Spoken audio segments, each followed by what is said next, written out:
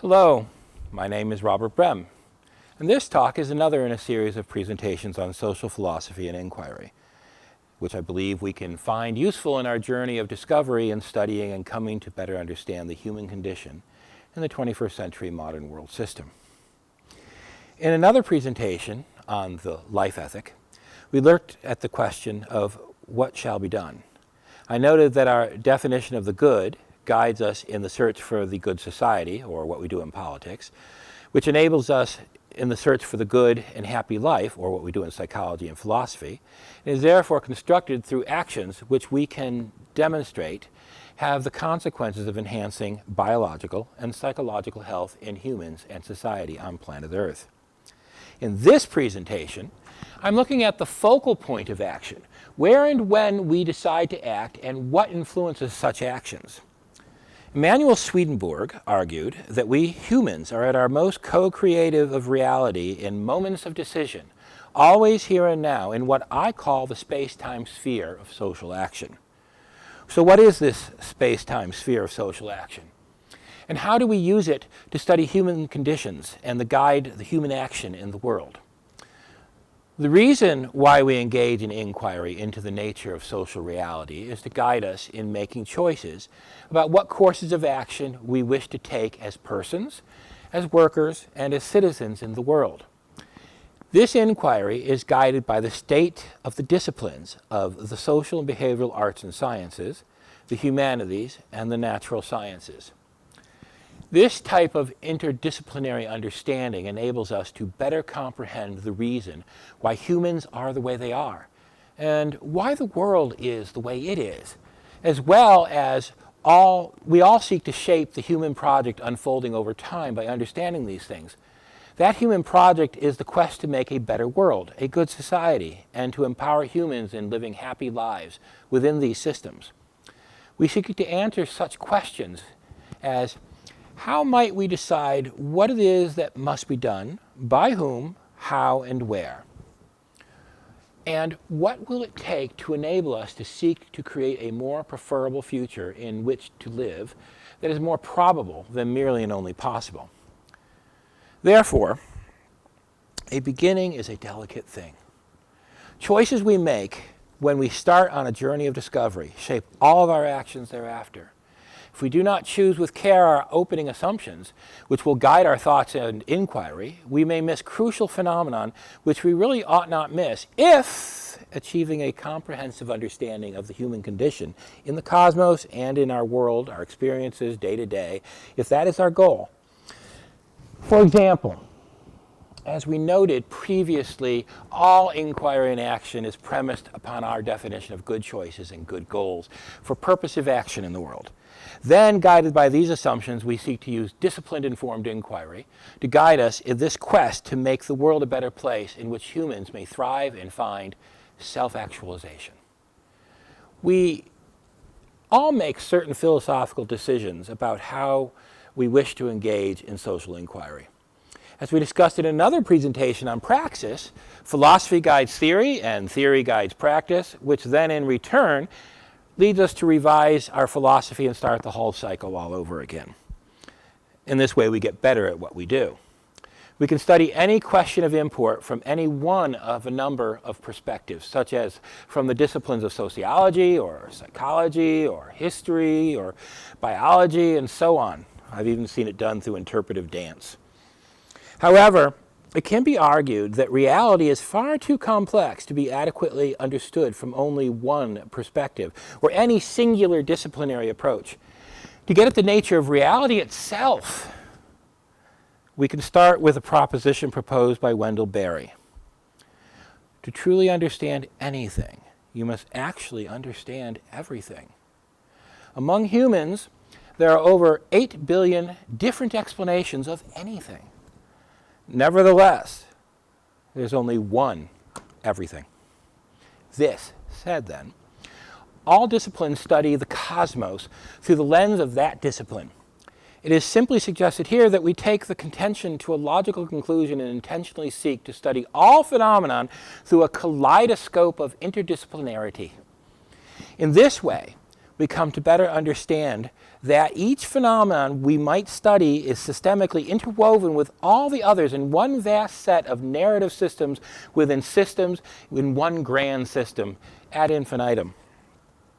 So what I propose to do now is let us look at what this means. Then let me show you a model of how this unfolds in our lives. And for this, we need to go to the other room and engage in a lecture. So here we are. What I want to do is actually build you a model of the space-time sphere of social action and your place within it to show you the exact focal point where in moments of decision we create reality in a larger world system. And then in turn how all the larger dynamics of the world system impact upon your life. So I'm going to build it here, and then I'll show you a finished model, and then I'll show you an even more complex finished model. And we'll hopefully come to a point of time where we understand what it is I'm talking about here. So let us start with you, a person. And since you're a living being, I'm going to have you be a person. Maybe that looks like a person who's dancing a little bit. Everything starts in human experience with embodiment. We are embodied as human beings. Our bodies have senses, sight, hearing, taste, touch. Our bodies interpret the world's information, and our brains take the information that our bodies receive and interpret it. And if our bodies are not fully functional, if we have various degrees of development, for example, I don't see completely well because I need glasses, I'm colorblind, I have a hearing problem. So the data doesn't come in entirely clear to me, so my embodied experience of the world is different than, say, yours. So everything starts with embodied. Embodiment, what George Lakoff calls embodied philosophy. All philosophy starts with our embodiment as human beings. Now, we go through the world and we learn. At birth, we are actually born with an innate capacity to learn. And what is it we learn? Well, we learn languages. We are born learning how to communicate. And once we've learned how to communicate, we start learning concepts with those words. We think in words, for example. You cannot think without words or images that have meanings. And so those words become belief structures. Those belief structures break down into values and morals and ethics. And then they become complex structures like culture, like religions, or I am an American, or I am a New Zealander, or I am a Catholic, or I am a pagan. And all of these are stories that construct our social reality. And what ends up happening is these become a worldview that one piece at a time, these form a personality structure, a structure within which we stand. And this belief structure, personality structure, this worldview is actually built up of all the things I just mentioned: language, culture, belief structures, morals, ethics, and embodied experience. And what ends up happening is this worldview gives us eyes to see and ears to hear what it says is real. And so we experience the world from this perspective. For instance, the more you know, the more knowledge in your universe, the larger your worldview. Less knowledge, you have a smaller worldview. If your capacity for critical thinking is not terribly well developed, you can't use the knowledge effectively. If your capacity for critical thinking is well developed, you can actually think about the world you live in much more effectively, which means more effective decisions.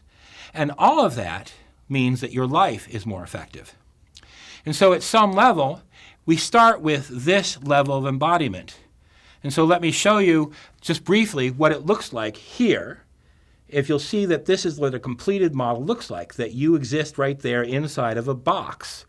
By the way, this personality structure box is the box outside of which everyone's always telling you to think. The problem is sometimes those boxes become so rigid that it's almost like a closed space.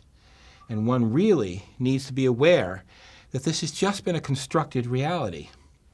Now, this is the beginning of the space-time sphere of social action. You stand here, now, at the center of your universe. And around this is what we call the micro level of analysis, which is basically the realm of psychology. Your personal life as a human being, inside of a family, perhaps in a neighborhood, exists here, now, inside of this microsphere. But outside of that is a larger sphere, which can look like this, which is a macro level. This is the realm of economics, politics. This is the realm where we engage in social action. Meanwhile, remember, we're still interacting as a person at the micro level. But outside of that, we also have the further larger circle, which we can call grand narrative levels of analysis. And what is this? This is civilization. This is history. This is cultural anthropology, physical and cultural geography. For example, where you live geographically and climatologically has an impact on how you develop as a human being at the micro level and culturally and politically at the macro and grand narrative level of analysis. And every civilization has grand narratives that shape it, within which individuals and families arise. And all of this takes place very specifically in space. And you may be aware that space occurs in height, dimensions, height and width, and in depth. That you exist at the confluence of 3 dimensions of space. But within this space, there's also a 4th dimension of time. While you exist now, moments ago, you existed then. And while you exist now, in a few moments, you will exist in a future then. So we exist in the past, in the present, and in the future. Interestingly enough, Alfred Adler argues that we are pushed by our past, our experiences of who we have been. In the present, we live out all of our experiences and our beliefs and our goals in the present towards a future which pulls us. And so this is the space-time sphere of social action. It's within space and within time that we exist and we make actions. And our actions have consequences, and those consequences create the future in which we shall live. So let me show you right now a finished model of this here. Now, I want you to notice, looking at this model, that in this space-time sphere of social action, we exist as persons and as workers and as citizens. And you can see that's all drawn out there where you are at the center of this circle. It's always here and now, and we are always in relationship with the environment in each moment. And in each moment we make decisions which have consequences, which ripple throughout the whole interwoven system of relations. Therefore, we come to study social reality through multiple disciplinary frames of reference, and this is important. Through psychology, in the micro-level, day-to-day experience and individual, family, and group action level, we study your life. But through sociology, economics, and politics, at the macro level of social experience and analysis, and group and social action, we study life as well. And then through history and cultural and anthropology and cultural geography, at the grand narrative level of experience and analysis and collective human action, we study life as well. Now, what I want to do is replace this image with a more complex image at this time. And this complex image starts to show the larger interactions which influence the entire system, more complex forces upon civilization and the environment, life events, world events, climate changes, volcanic eruptions. For instance, many people don't realize that there was a single volcanic eruption which ended the Portuguese Empire in the 1600s. And it simply wiped out the economic capacity of Portugal to function in competition with Spain. And so we understand these sorts of things. And we understand that overall this inquiry, these larger forces of nature and physical and environmental reality, have to be studied using the physical sciences. And overall, all of this inquiry is guided by philosophy at each level. Philosophy of sciences, philosophy of inquiry, philosophy of the nature of reality, and our philosophy of the good. And while we may traditionally engage in inquiry one discipline perspective at a time, it is always prudent to recall that there is a synergy of understanding from all these perspectives at once, which is greater than the sum of these separate disciplinary perspective parts, metaphorically seen as parts. Here we come to have a comprehensive understanding of the whole, or what I would like to call a degree of Gestaltverstand. Gestaltverstand is a perspective from which we can deeply see reality woven together as a holistic neural net matrix, or a gestalt, a whole. The German word Gestalt means a whole. And then we can come to understand that we also see that human beings come from many worldviews, more or less classical conservative, emphasizing order in the past, more or less classical liberal, emphasizing liberty in the present, and more or less classical radical, emphasizing equity and the future. And as such, each person experiences reality through a different frame or lens. That is to say, they see and experience reality different from one another. At the center of the circle is you. Ralph Dahrendorf argues that everything happens for you here at the center of your existence. And from this place, you experience varying degrees of what would be considered complex ligatures. Your beliefs, good or bad, hold you back.